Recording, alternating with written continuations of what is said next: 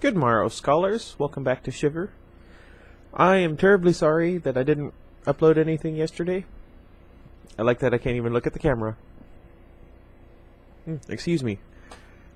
Ow. Sorry, I stepped on a little umbrella thing. You know, with the tooth... Never mind. So, the night before, I stayed out until about 3 in the morning hunting for Pokemon. And then I overslept. And yeah. Also, I was feeling really sick. So yeah, there's that. I'd go into details about today when I woke up feeling sick, but it's really gross. Anyway, we are in chapter 52, Grace, 33 degrees Fahrenheit. Page 335. How are you guys today? Oh, I'm going to try and upload 2 videos today to make up for yesterday. And don't worry, there will still be a video tomorrow since I'm off. It might be a little late because I intend to hunt a lot of Pokemon, but it'll go up tomorrow, don't worry.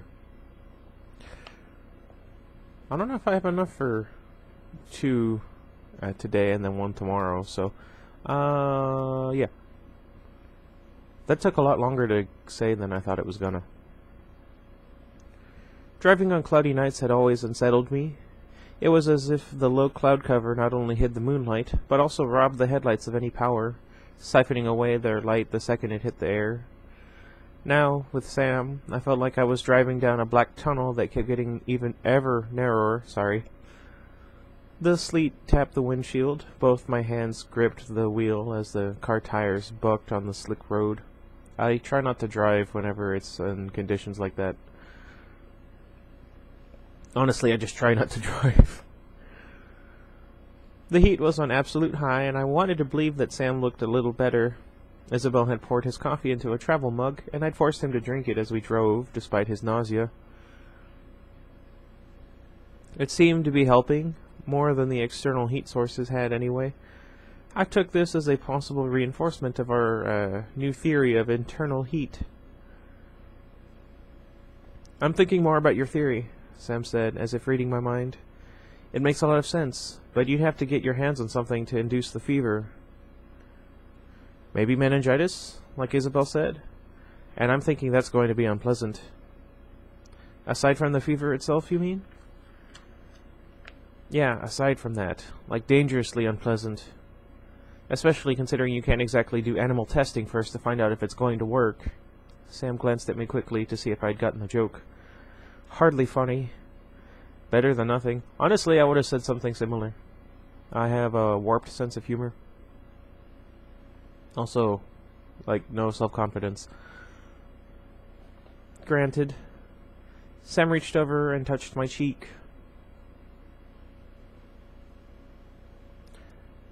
"But I'd be willing to try it. For you. To stay with you." He said it so simply, so unaffectedly, that it took me a moment to get the statement's full impact. I wanted to say something, but I felt I had no breath at all. "I don't want to do this anymore, Grace. It's not good enough anymore to watch you from the woods, not now that I've been with you, the real thing. I can't just watch anymore."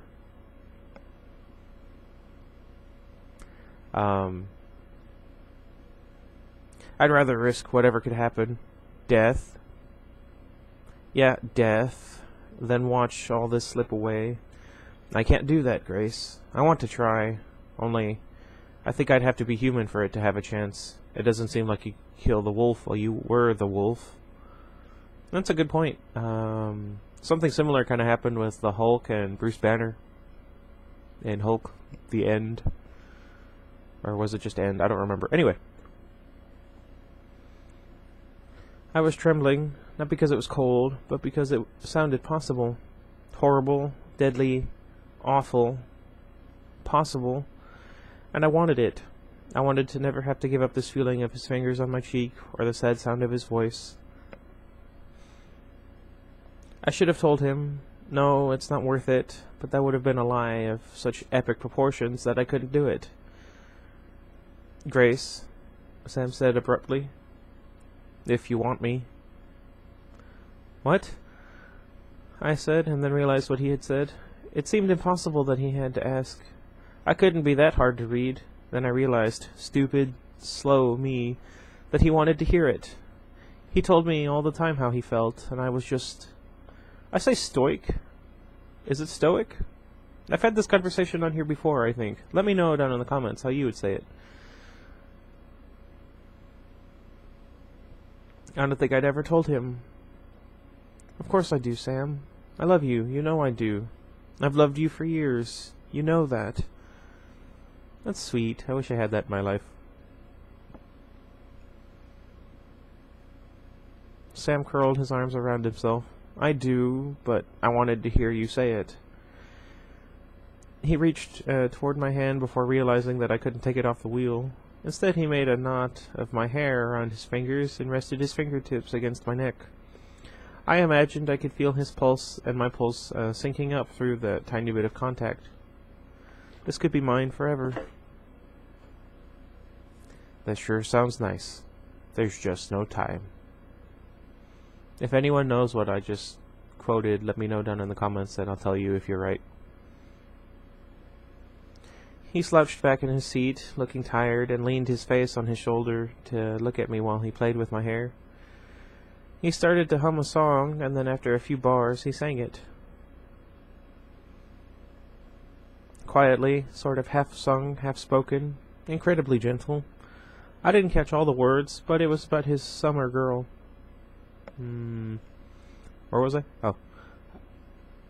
Me, maybe his forever girl. Hey. That reminds me of a song. His yellow eyes were half-lidded as he sang, and in that golden moment, hanging taut in the middle of an ice-covered landscape, like a single bubble of summer nectar. What? I could see how my life could be stretched out in front of me. The Bronco lurched violently, and a heartbeat later, I saw the deer roll up over the hood. A crack raced across the windshield, exploding a second later into 1,000 spider-webbed fractures. I hit the brake, but nothing happened, not even a whisper of a response. A turn, Sam said, or maybe I imagined him saying it, but when I turned the wheel, the Bronco kept going straight, sliding, sliding, sliding. I remembered in the back of my head my dad saying, "Steer into the skid," and I did, but it was too late.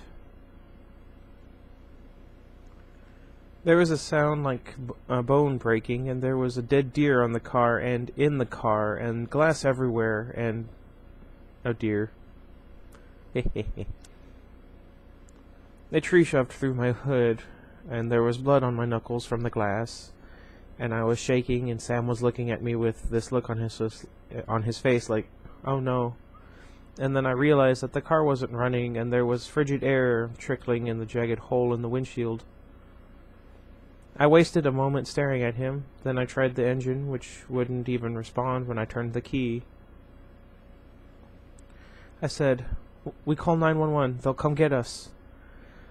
Sam's mouth made a sad little line, and he nodded as if that would really work. I punched in the number and reported the accident, talking fast, trying to guess where we might be. There we go. Then I took off my coat, careful not to drag the sleeves over my bloody knuckles, and threw them on top of Sam. He sat quietly, unmoving as I grabbed a blanket from the back seat and threw it on top of him too, and then I slid across the seat and leaned against him, hoping to lend my body heat to him. "Call Beck, please," Sam said, and I did. I put it on speakerphone and set it on the dash. "Grace?" Beck's voice. "Beck," Sam said, "it's me." There was a pause, and then, "Sam, there's no time," Sam said. "We've hit a deer, we're wrecked." "Oh no." "Where are you? Is the car running?" "Too far. We called 911, the engine's dead." Sam gave Beck a moment to realize what that meant. "Beck, I'm sorry I didn't come by. There are things I need to say." "No, listen to me first, Sam. Those kids, I need you to know I recruited them. They knew all along. I didn't do it against their will, not like you. I'm so sorry, Sam. I've never stopped being sorry. The words were meaningless to me, but obviously not to Sam. His eyes were too bright, and he blinked. I don't regret it. I love you, Beck. Wish I had a dad. I love you too, Sam. You're the best of us, and nothing can change that. Sam shuddered, the first sign I'd seen of the cold acting on him. I have to go, he said. There's no more time. Goodbye, Sam. Bye, Beck. Sam nodded to me, and I hit the end button. For a second he was still, blinking. Then he shook off the blankets and coats so that his arms were free, and he wrapped them around me as tightly as he could. I could feel him shuddering against me as he buried his face in my hair. I said uselessly, Sam, don't go. Sam kept my face in his hands and looked me in the eyes. His eyes were yellow, sad, wolf, mine. Mine, sorry. Just like Finding Nemo.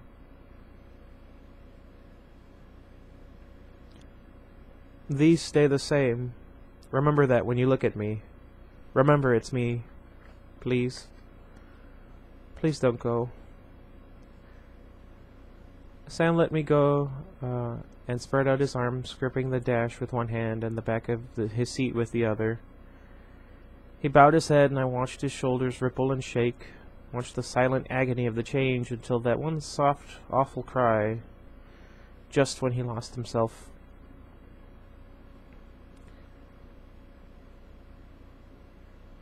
That's sad. Chapter 53. Sam.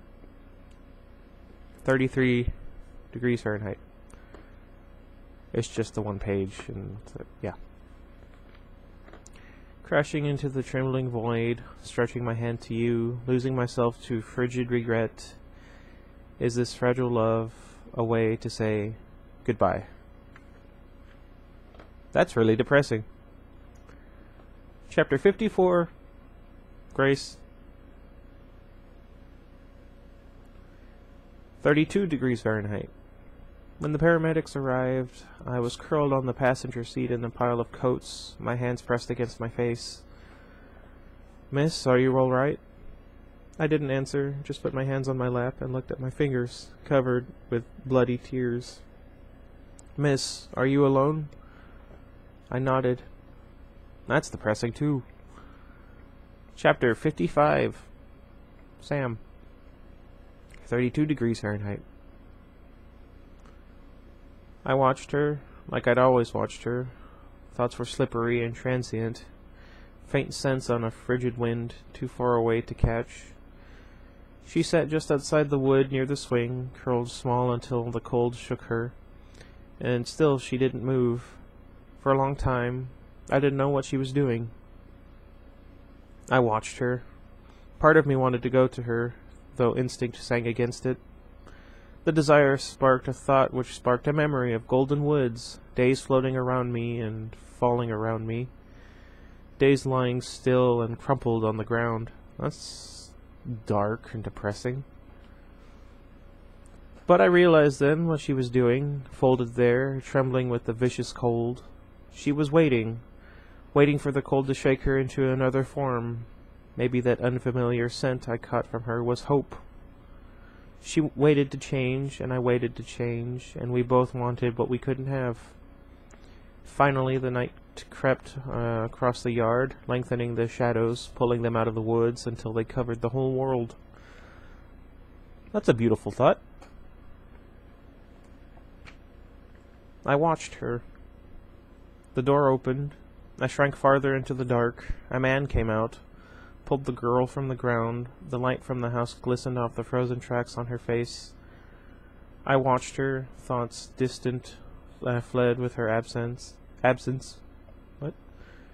After she disappeared into the house, there was only this. Longing. Chapter 56. Grace. 34 degrees Fahrenheit. Their howls were the hardest thing to hear. As terrible as the days were, the nights were worse.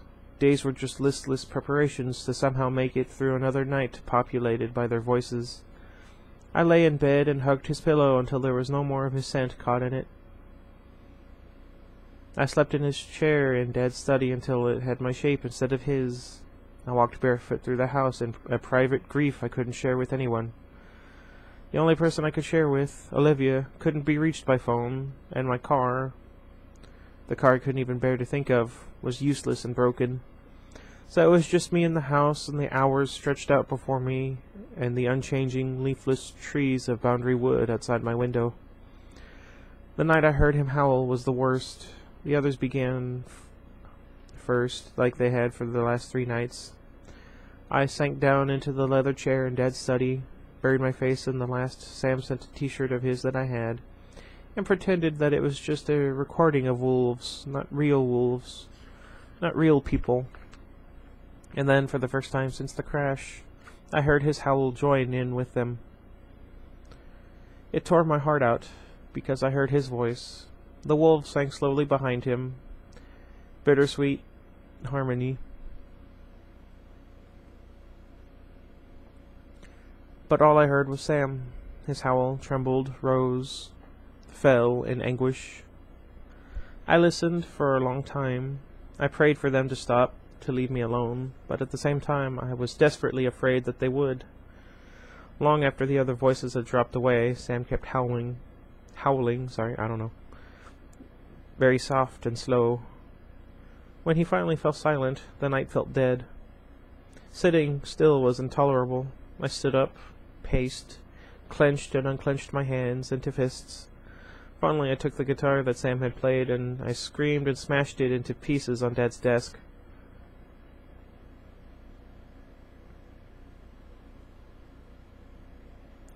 When Dad came down from his room, he found me sitting in the middle of a sea of splintered wood and snapped strings, like a boat carrying music had crashed on a rocky shore.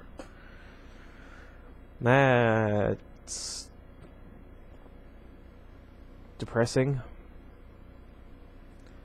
This is hurting my chest. How do you guys feel? Let me know down in the comments. If you need a virtual hug, I'll find somebody else. Chapter 57. Grace.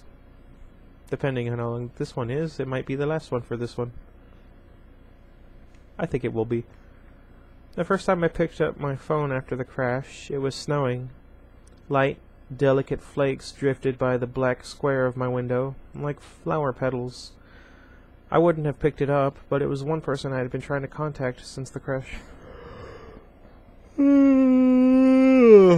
Excuse me. I am so sorry.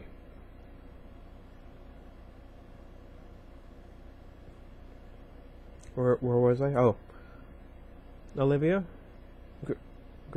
Grace? Olivia, barely recognizable. She was sobbing. Olivia, shh. What's wrong? It was such a stupid question. I knew what was wrong with her. Remember I told you I knew about the wolves? She was taking big gasps of air between the words. I didn't tell you about the hospital. Jack bit you, I said. Yes, Olivia sobbed out the word. I didn't think anything would happen because days went by and I felt the same. My limbs fell slack. You changed? I can't, I closed my eyes, imagining the scene. Where are you now? At the bus stop. She paused, sniffing. It's cold. Oh, Olivia. Olivia, come here. Stay with me. We'll figure this out. I'd come, but I don't have a car yet. Olivia began to sob again. I stood up and shut my bedroom door, not that Mom would hear me. She was upstairs anyway. Olivia, it's okay. I'm not going to freak out. I saw Sam change and I didn't freak out. I know what it's like. Calm down, okay? I can't come get you. I don't have a car. You're going to have to drive over here. I calmed her down another few minutes, and I told her I'd have the front door unlocked when she got there. For the first time since the crash, I felt closer to me again. When she arrived, looking red-eyed and disheveled, I pushed her toward the bathroom for a shower and got her a change of clothes. I sat on the closed toilet lid while she stood in the hot water. I don't trust anybody well enough to do that.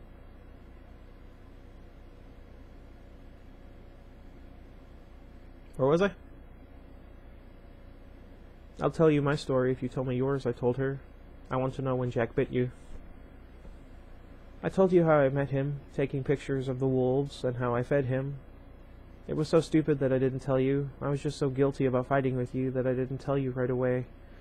And then I started cutting classes to help him out, and then I felt like I couldn't tell you without... I don't know what I thought. I'm sorry. It's water under the bridge now, I said. What was he like? Did he force you to help him? No, Olivia said. He was pretty nice, actually, when things went his way. He got pretty angry when he changed, but it looked painful. And he kept asking about the wolves, wanting to see photos, and we talked, and after he found out that you'd been bitten... Found out? I echoed. Okay, I told him. I didn't know I was going to make him crazy. He went on and on about a cure after that. He tried to get me to tell him how to fix him. And then she wiped her eyes, bit me. Wait, he bit you when he was human? Yeah. I shuddered. Ugh. How awful. Sick B word that rhymes with mustard. So you've been dealing with this all this time by yourself? Who would I tell? Olivia said. I thought Sam was one, because of his eyes, because I thought I recognized them from my wolf photos. But he told me he was wearing contacts when I met him. So I knew I either had it wrong, or he just wasn't going to help me anyway. You should have told me. I already told you about the werewolves anyway. I know. I was just guilty. I was just... She shut off the water. Stupid. I don't know. What can I do, anyway? How was Sam human so much? I saw him. He waited in the Bronco for you all the time, and he never changed. I handed her a towel over the top of the curtain. Come into my room, and I'll tell you. Olivia stayed with me overnight, shaking and kicking so much that she eventually made a nest of blankets and my sleeping bag next to the bed, so that we could both sleep. What? After a late breakfast, we went to get Olivia some toothpaste and other toiletries. Mom had ridden to work with Dad so that I could use her car. On the way back from the store, my cell phone rang. Olivia picked up the phone without answering the call and read the number off to me. Beck. Did I really want to do this? I sighed and held my hand for the phone. Hello? Grace? Yes? I'm sorry to call you, Beck said. His voice sounded flat. I know the last couple of days must have been hard for you. Was I supposed to say something? I hoped not, because I couldn't think of anything. My brain felt cloudy. Grace? I'm here. I'm calling about Jack. He's doing better now. He's more stable. And it won't be too long before he changes for the winter, but he's got a couple of weeks of swapping back and forth, I think. My brain wasn't too cloudy to realize how much Beck was trusting me at this point. I felt vaguely honored. So he's not still locked in the bathroom? Beck laughed. Not a funny laugh, but nice to hear anyway.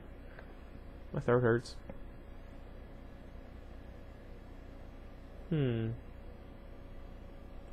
No, he's graduated from the bathroom to the basement. But I'm afraid, I'm going to change soon. I almost did this morning, and that would leave Jack in a very bad place for the next few weeks. I hate to ask you this because it puts you in danger of getting bitten, but maybe you could keep an eye on him until he changes? I paused. Beck, I've been bitten already. Heavens. No, I added hurriedly. Not recently. Many years ago. I had a flashback to the first Ninja Turtles movie and also a song I used to listen to. Anyway. Beck's voice was strange.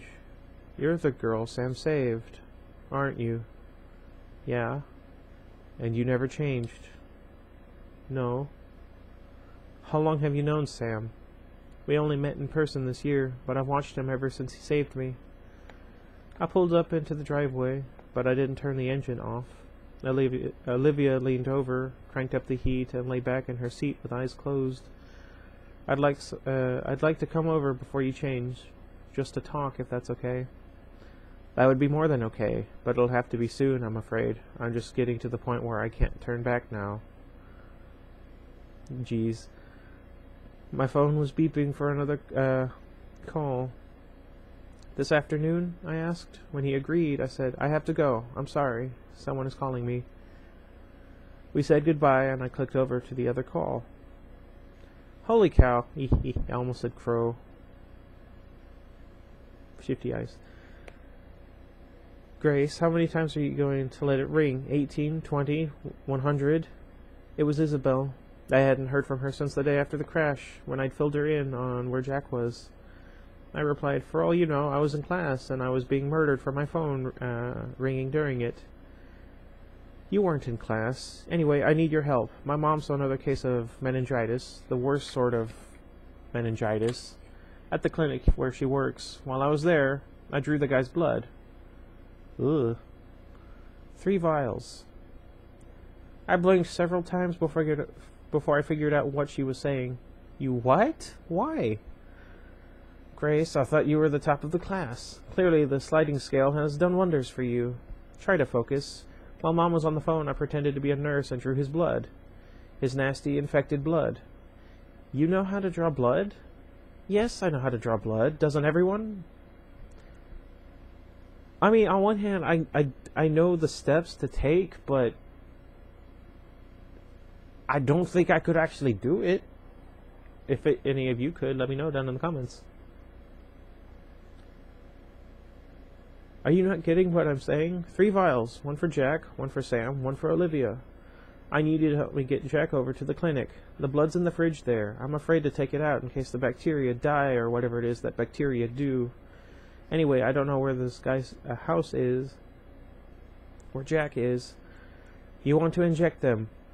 To give them meningitis. No, I want to give them malaria. Yes, stupid. I want to give them meningitis. The main symptom is, ta-da, a fever. And if we're being honest, I don't care if you do it to Sam and Olivia. It probably won't work on Sam anyway, because he's a wolf already. But I figured I had to get enough for all of them if I wanted to get you to help me. Isabel, I would have helped you anyway. I sighed. I'm going to give you an address. Meet me there in an hour. Whew. That was a little bit longer than I thought it was going to end up being. Look how far we've come. Let's see.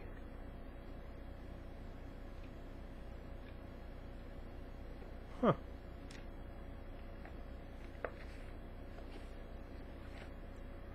Huh. Okay then. I'll see how many pages are left and divvy them up in a good way. And we'll see how it goes. Thank you guys for watching. Let me know what you thought. Thanks for listening, I suppose.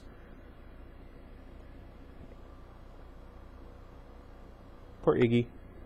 Anyway, I'm going to feed the turtles real quick, and then I'm going to start reading the next one.